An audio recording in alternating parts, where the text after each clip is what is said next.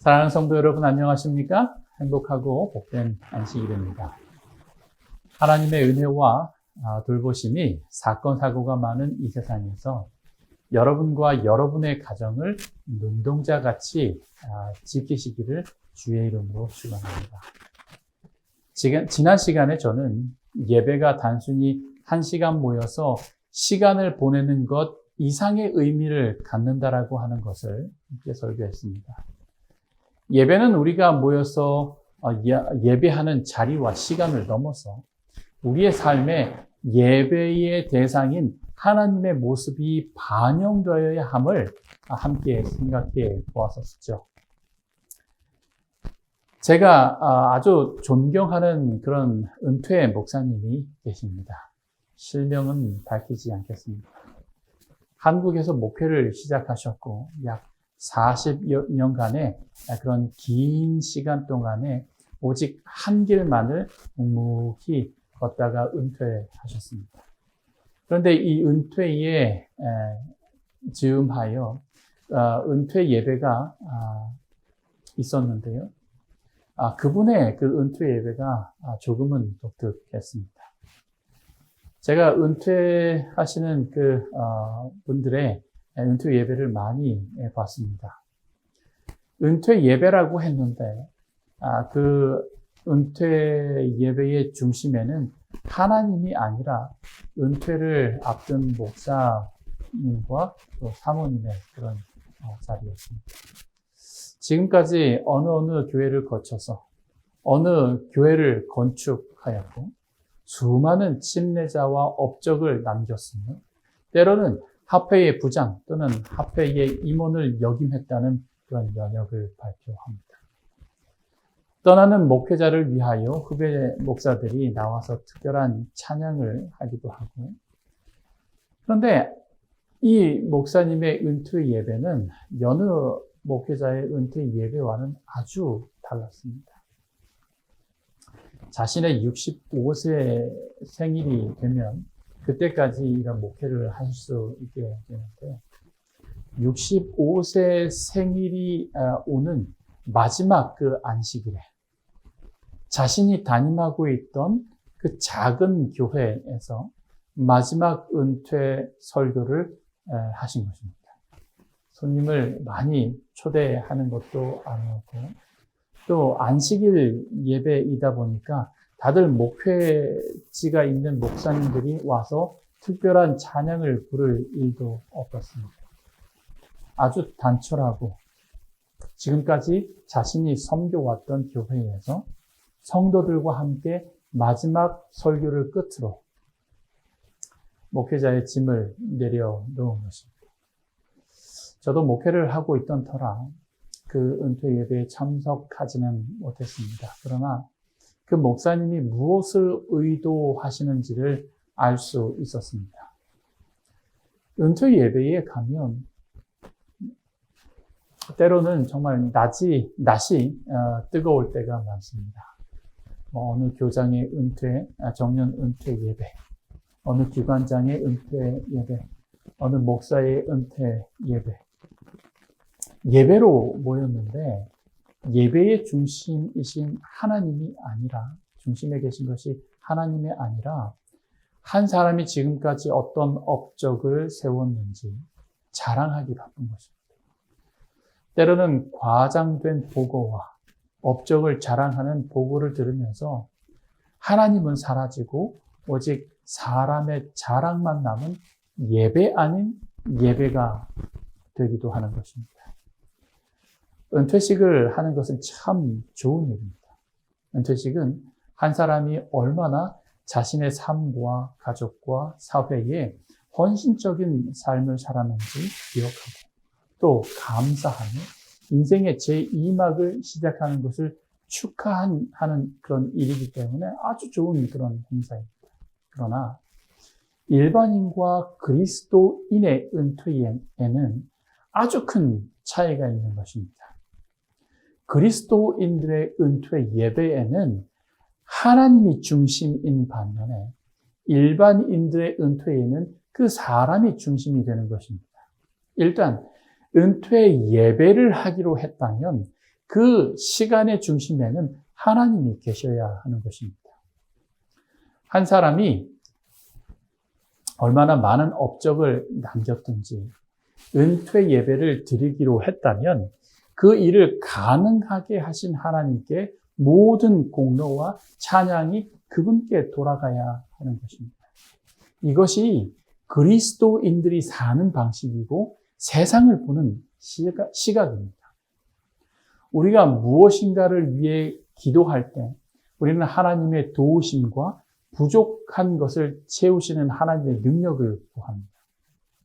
그렇게 기도하는 것은 하나님의 능력과 그분의 인도하심에 의지하여 모든 일을 행했다라고 하는 것을 고백하는 것이기 때문에 그렇습니다.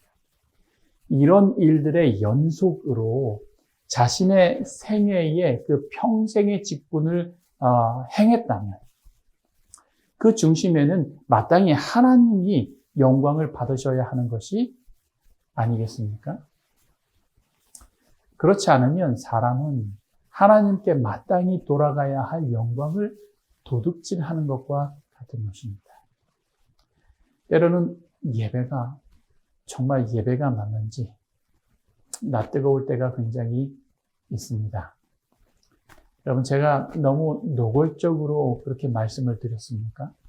그러나 죄송하지만 우리가 가만히 앉아서 진지하게 한번 생각해 봐야 할 문제입니다. 우리는 진짜 예배를 드리고 있는가? 우리는 지난 2시간을 통해서 신령과 진정의 예배라고 하는 큰 주제로 말씀을 나누고 있죠. 오늘 저는 여러분과 함께 진정한 예배의 대상이라고 하는 제목으로 말씀을 나누려고 합니다. 창세기 11장 1절에서 4절에 있는 말씀입니다. 온 땅의 언어가 하나요, 말이 하나였더라. 이에 그들이 동방으로 옮기다가 시날 평지를 만나 거기 거류하며 서로 말하되, 자, 벽돌을 만들어 견고히 굽자 하고, 이에 벽돌로 돌을 대신하여 역청으로 진흙을 대신하고, 또 말하되, 자, 성읍과 탑을 건설하여 그 탑 꼭대기를 하늘에 닿게 하여 우리 이름을 내고 온 지면에 흩어짐을 면하자 하였더니, 아담과 하와의 범죄 후에 하나님은 그들에게 희생 제도를 세우시고 가르치셨습니다. 아담과 하와는 그 후손들에게도 하나님께서 세우시고 가르쳐 주신 그런 희생 제도를 전하였고, 그들의 후손들도 희생 제도를 통하여 장차 오실 예수 그리스도에 대한 그런 소망으로 죄에서부터 구원받을 수 있다라고 하는 소망 가운데 살 수 있게 되었습니다. 그러나 언제나 그랬듯이 이 희생 제도의 중심에는 예수 그리스도의 은혜로 주시는 그런 희생과 구원이 있었습니다. 예배는 하나님이 가르쳐 주신 희생 제도와 맥이 다 있기 때문에 당연히 우리의 예배의 중심에도 하나님과 대속적 희생이 중심이 되어야 하는 것입니다. 희생 제사를 드릴 때마다 사람들은 구원의 소망 대신 예수 그리스도 안에 있는 소망에 집중하게 되는 것입니다. 그러나 지금으로 말하면 예배와 같은 희생 제도가 오염되게 되었고 더 부패해서 하나님께서 의도하지 않으신 일이 발생하게 된 것입니다. 살아남는 이들 149페이지의 말씀입니다. 예수께서는 아담이 죄를 범한 후에 맨 처음 희생 제도를 아담에게 세워주셨고 아담은 그것을 저희 후손에게 가르쳐 주었다.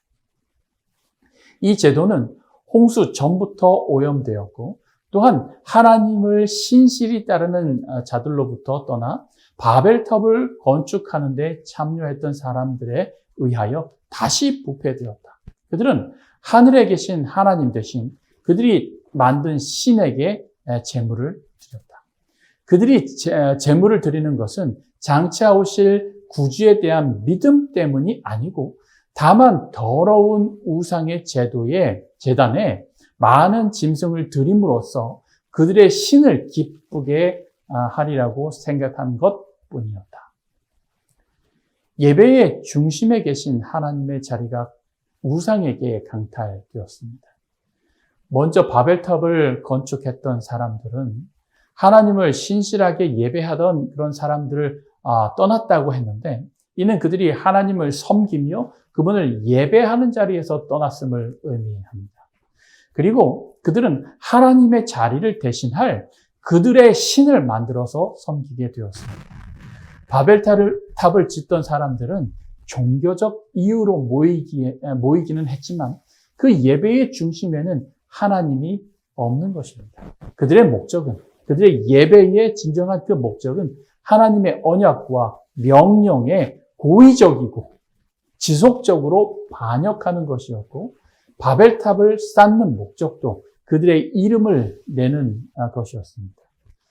아주 수천 년 전의 일인 것이죠. 그런데 우리가 좀 생각해 봐야 할 것이 있습니다. 우리의 예배의 중심에는 하나님이 계실까? 우리의 예배의 대상이 진짜 하나님이실까? 아주 심각한 질문이지요. 예배에 참여하지만 혹시 우리의 마음에 바벨탑의 정신이 있지는 않습니까? 예배의 중심 대신 하나님을 버리고 그 자리를 자신이 차지하고 있지는 않습니까? 매주 우리는 예배드리기 위하여 성전에 모입니다. 그리고 매주 같은 형식으로 함께 찬양하고 기도하고 헌금을 드리고 설교를 듣는 것입니다. 그래서 우리는 이와 같은 행위를 예배라고 부르고 지금까지 함께 모여서 예배한 것입니다. 그런데 이 시점에서 좀 생각해 보기를 원하는 것은 그 예배 때문에 하나님께서 예배의 중심에 계셨을까요? 우리는 정말 하나님을 예배하는 것이 맞을까요? 혹 우리는 예배의 자리에 와서 우상을 섬기고 돌아가면서 예배드렸다라고 얘기하고 있지는 않습니까? 이것도 우리 모두 각자가 대답해야 될 질문입니다. 왜냐하면 모든 사람이 같은 마음으로 예배에 참여하는 것이 아니기 때문에 그렇습니다. 어떤 사람은 진짜 하나님을 예배했을 것이지만 같은 시간과 장소에서 드린 그 예배가 그 예배 대상이 하나님이 아닌 사람도 분명히 있다라고 하는 것입니다. 이 시대에 예배가 무너지는 이유가 무엇입니까? 진짜 예배의 대상을 알지 못하고 기계적이고 수동적인 예배를 드리고 있는 까닭은 아닐까요? 사랑하는 성도 여러분, 이제 이 시간을 통해서 누가 진짜 예배를 받으시기에 합당한 분이신지 함께 생각해 보십시다. 그리고 우리의 예배는 예배로 불리기에 합당한 것인지 살펴보십시다. 목사들이 아주 경계하는 그런 것이 있습니다. 목사들도 설교를 준비하면서 많은 그런 경험을 합니다. 때로는 설교를 했는데 이건 무슨 말을 했는지 논리도 없고 감동도 없고 자기도 뭔 말을 했는지 모르는 그런 설교를 할 때가 있습니다. 한 번은 제가 한 교회의 부목사로 있을 때의 일입니다. 화요일 설교 시간이 다가오고 있는데 설교를 하셔야 하는 그 담임 목사님이 오시지 않은 것입니다. 시간이 거의 다 되어도 오시지 않아서 혹시나 하는 그런 마음에 담임 목사님께 전화를 드렸죠. 그랬더니 담임 목사님이 전화를 받으시면서 하시는 그 말씀이 나 지금 재림연수원에 와 있는데 저에게는 재림연수원에 가신다는 그런 말씀도 안 하시고 설교 배정도 당신이 하신 것이라서 저에게 대신 설교하라는 그런 말씀도 안 하시고는 그냥 가신 것입니다. 여러분 어떻게 됐을까요? 성도들이 다 저만 바라보고 있는 것입니다. 이제 갓 안수받은 목사가 그런 경험이 없다 보니까 아주 당황스러웠습니다. 그래서 그냥 메모 몇 자 적어서 올라가서 설교를 한 것이죠. 여러분 설교 잘했을까요? 설교는 잘 준비되어야 합니다. 논리도 맞고 다른 성경의 교훈과도 조화가 되어야 합니다. 잘 준비된 그런 신학적 배경을 가지고 감동적인 그런 메시지를 전달해야 하는 것이죠. 준비할 시간이 5분도 채 되지 않았으니까 그 설교가 여러분 어땠겠습니까? 이렇듯 준비되지 않은 그런 설교를 목사들은 아주 조심합니다. 그런데 그것보다도 훨씬 더 조심해야 할 것이 있습니다. 목사들이 설교를 준비했는데 여러분 때로는 그렇게 준비되지 못한 그런 설교를 할 때도 있지만 아주 영감적이고 감동적인 그런 설교를 할 때도 있습니다. 준비한 설교의 내용과 아주 딱 맞는 그런 예화를 통해서 감동적인 그런 메시지를 전할 때가 있는 것이죠. 예배가 마치고 성도들과 함께 인사를 할 때에 성도들이 이렇게 말합니다. 목사님, 오늘 설교 정말 감동받았습니다. 정말 감동적이었어요. 이렇게 말씀해 주시면요. 목사들은 자칫 잘못하면 자기 자랑에 빠지기가 굉장히 쉽습니다. 물론 목사님들이 다 그렇지는 않지만 설교를 하고 뭔가 잘된 것 같은 이 설교라고 생각하면 예배의 중심 대신 하나님께 영광을 돌리기보다는 그 영광의 자리를 자신이 차지하고자 하는 그런 유혹 가운데 빠질 때도 있다는 것입니다. 이것은 설교를 못하는 것보다도 더 최악인 것이죠. 이렇게 되면 그 다음에 설교의 목표가 하나님이 아닌 자기 자신의 인기를 올리려고 하는 그런 유혹에 빠지기가 굉장히 쉽기 때문입니다. 예배의 대상이 누구인지 혼동하는 일은 인류가 범죄한 이후부터 줄곧 계속해서 있어 왔습니다. 예배의 대상을 혼동하는 일은 단순히 혼란한 것으로 그쳐지지 않고 하나님의 율법을 순종하는 삶에서 더 멀리 떠나게 만드는 결과를 가져왔습니다. 바벨탑을 쌓았던 사람들도 그랬죠. 하나님을 예배하는 자리에서 떠나게 되었을 때에 그들은 우상을 하나님의 자리에 앉히고 그 우상을 섬기는 사람이 되었습니다. 설교하는 목사도 설교를 하면서 자칫 하나님의 희생과 그분의 사랑을 팔아서 자기 자랑을 하는 일이 벌어질 수도 있는 것입니다.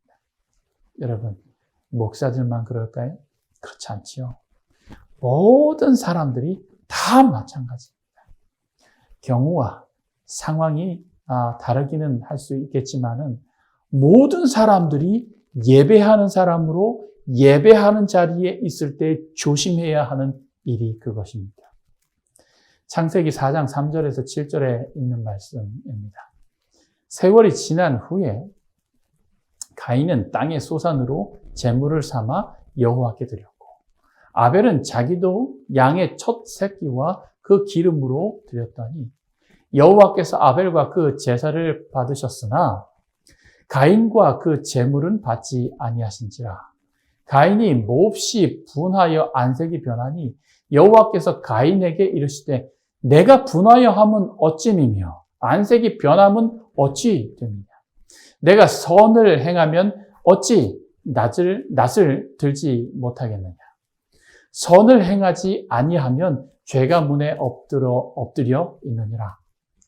죄가 너를 원하나 너는 죄를 다스릴지니라.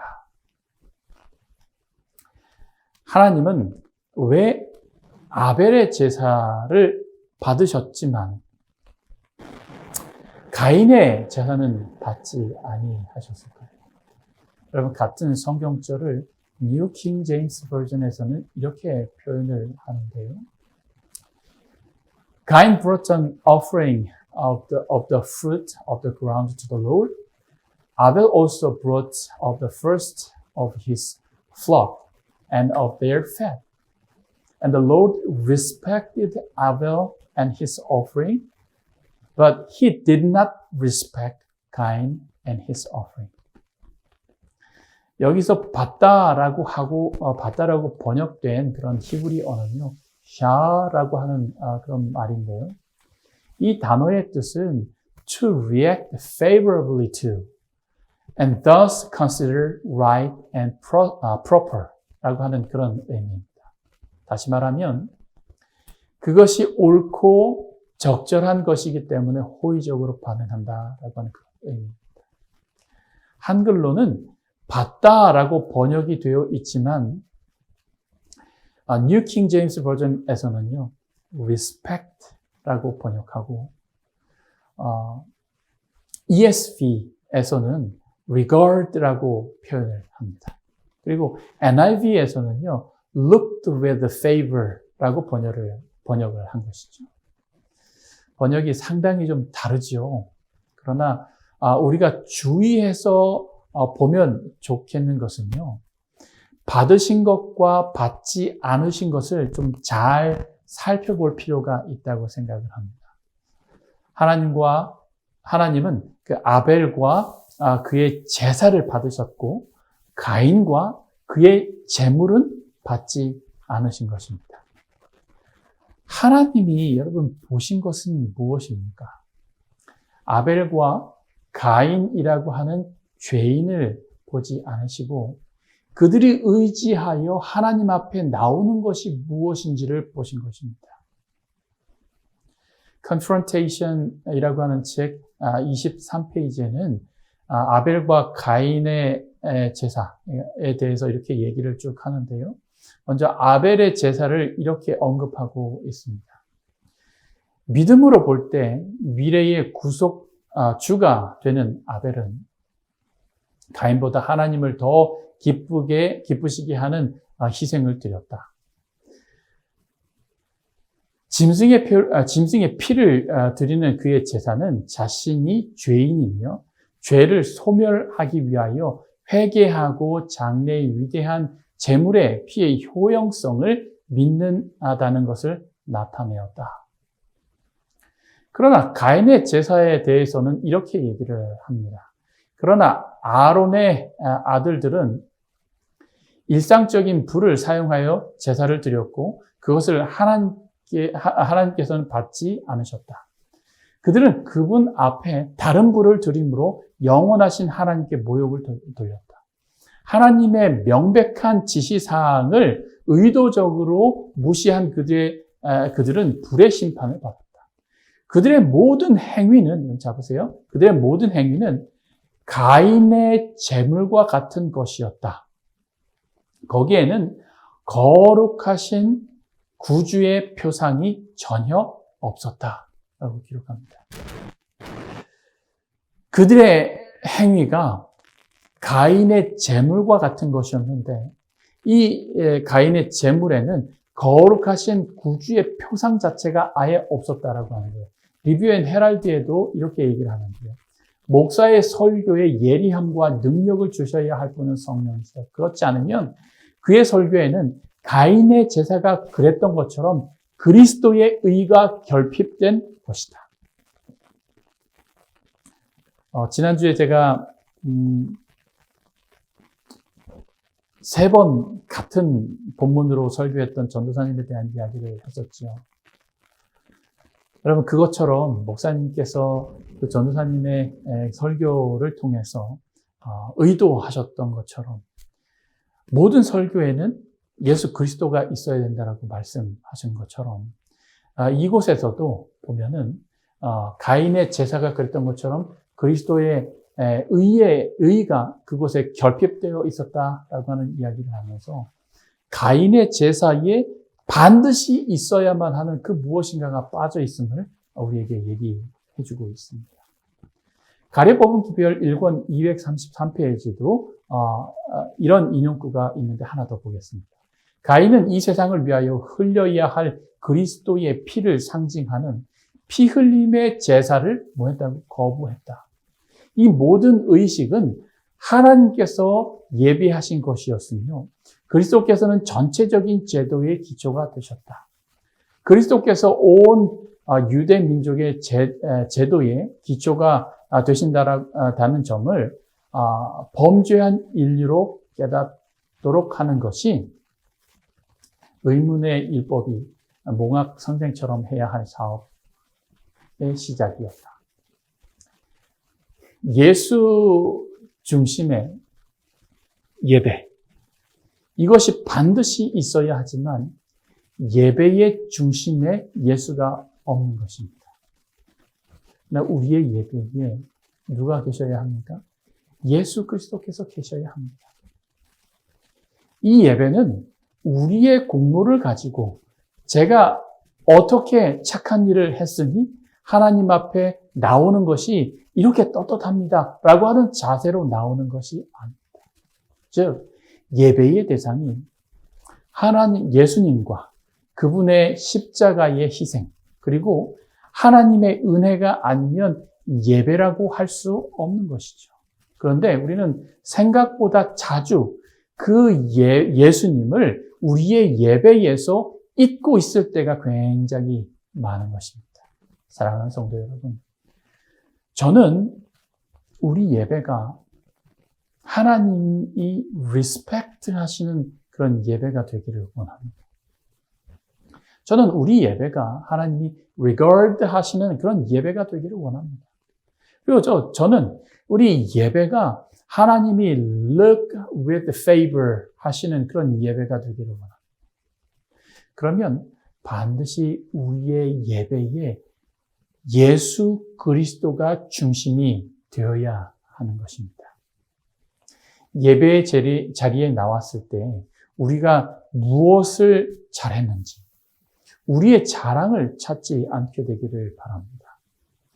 예배의 자리에 나오실 때에 내가 낸 헌금이 얼만데, 내가 이 교회를 위해 한 일이 얼만데, 내가 이 교회를 세울 때부터 출석한 그런 세월이 얼만데, 내가 교회에서 얼마나 중요한 일을 지금 하고 있는데, 이와 같은 자기 자랑이 아니라 예수 그리스도의 자리를 강탈하는 그런 예배가 되지 않게 되기를 주의 이름으로 축원합니다.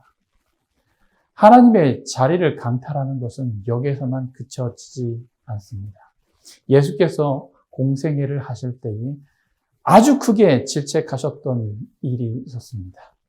마태복음 7장 1절에서 13절의 말씀입니다. 좀 긴 성경절이지만 우리가 유념해서 좀 봐야 할 성경절이기 때문에 다시 한번 좀 읽어 올리도록 하겠습니다.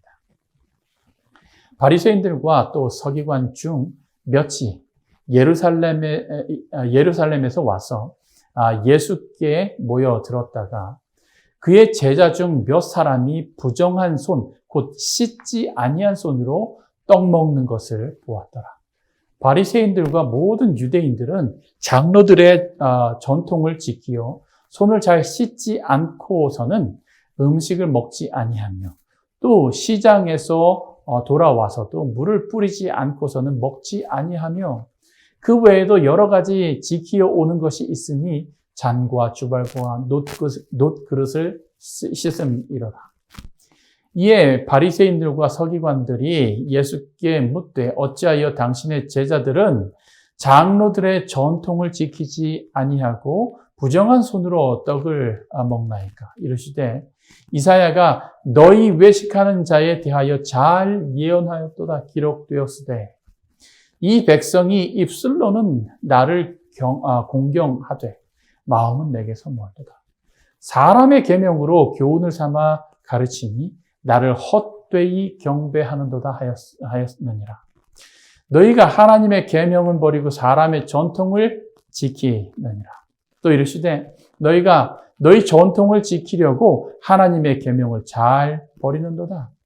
모세는 내 부모를 공경하라 하고 또 아버지나 어머니를 모욕하는 자는 죽임을 당하리라 하였거늘 너희는 이르되 사람이 아버지에게나 어머니에게나 말하기를 내가 드려 유익하게 할 것이 고르반 곧 하나님께 드림이 되었다고 하기만 하면 그만이라 하고 자기 아버지나 어머니에게 다시 아무것도 하여 드리기를 허락하지 아니하여 너희가 전한 전통으로 하나님의 말씀을 폐하여 또 이 같은 일을 많이 행하느니라 하시고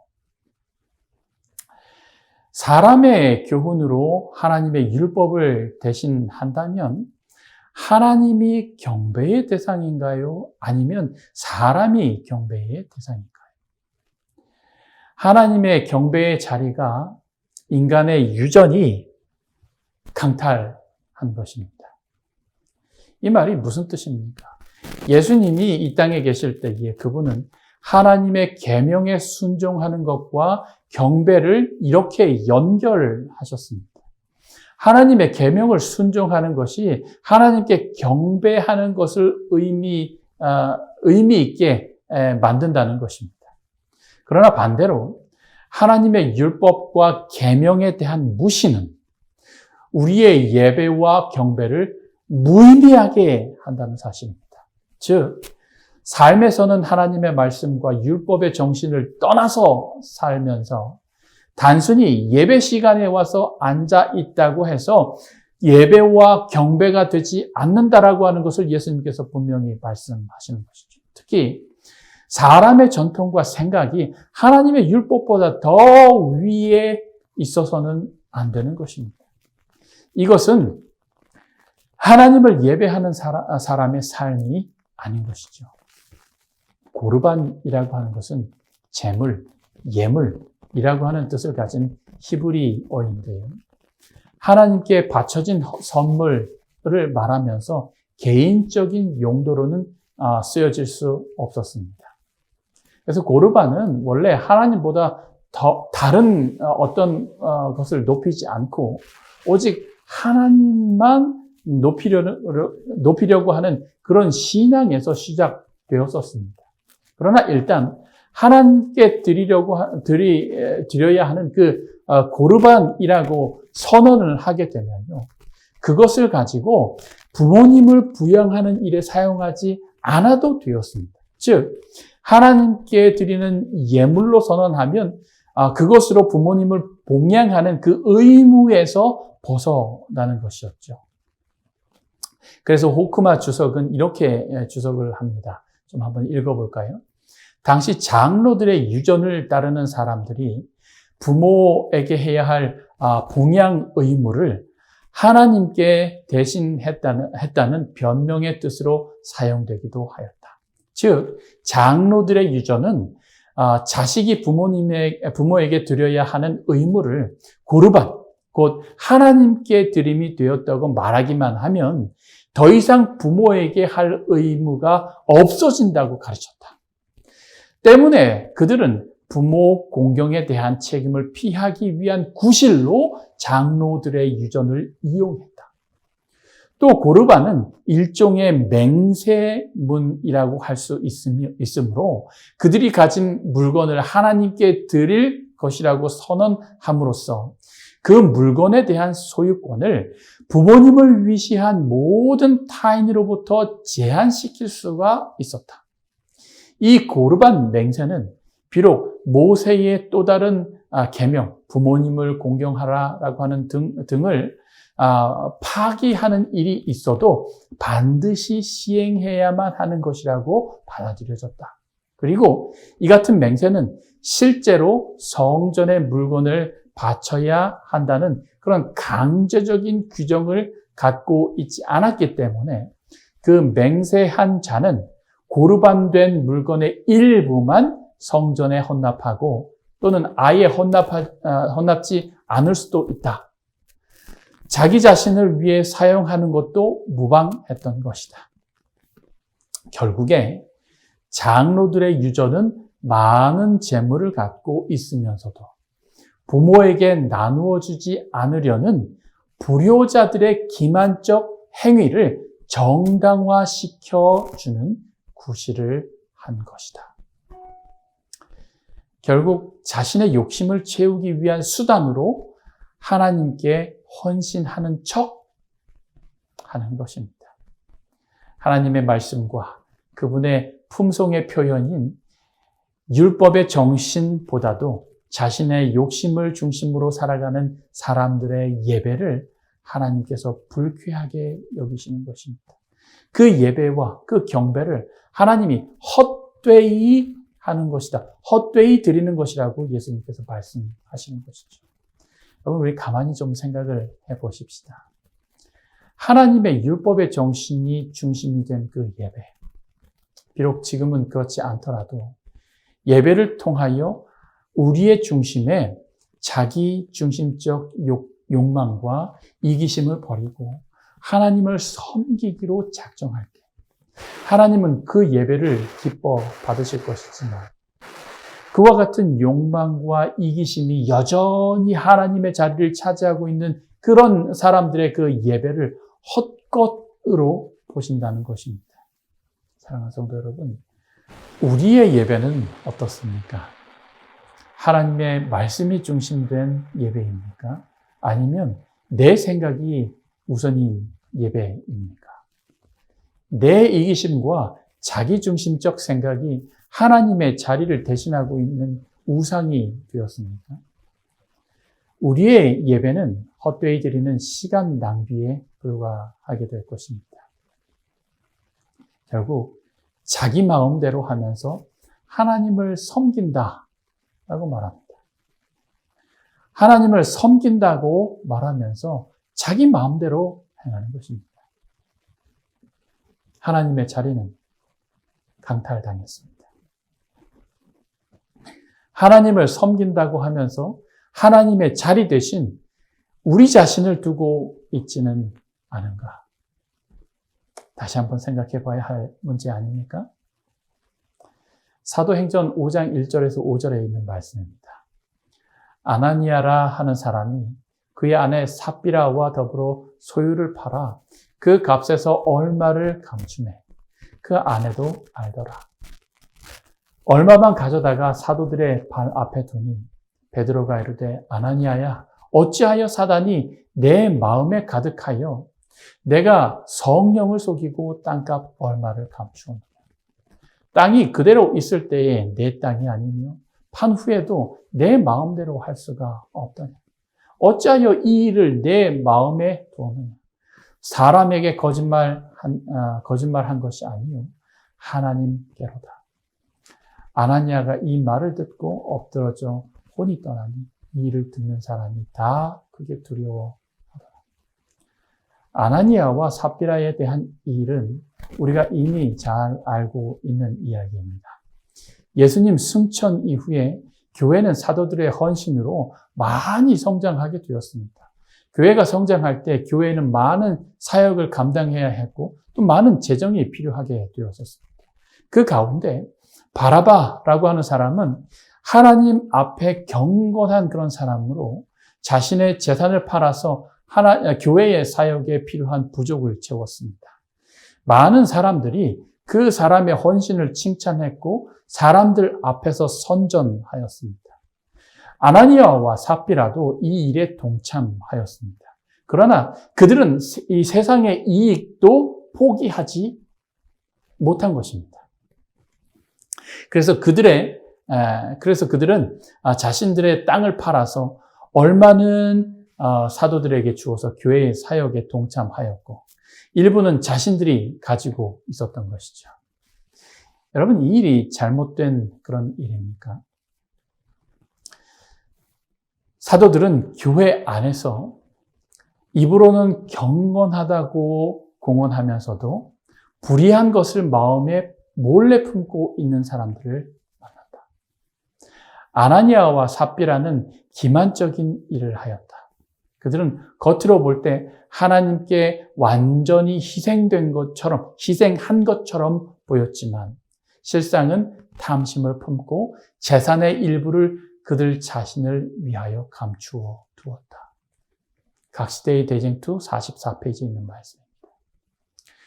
이처럼 겉으로 드러나는 것과 속 사람이 다른 마음으로 하나님 앞에 나와 예배하는 것은 결국 하나님을 섬기는 것이 아니라 자기 자신을 섬기는 것이 되버리고 맙니다.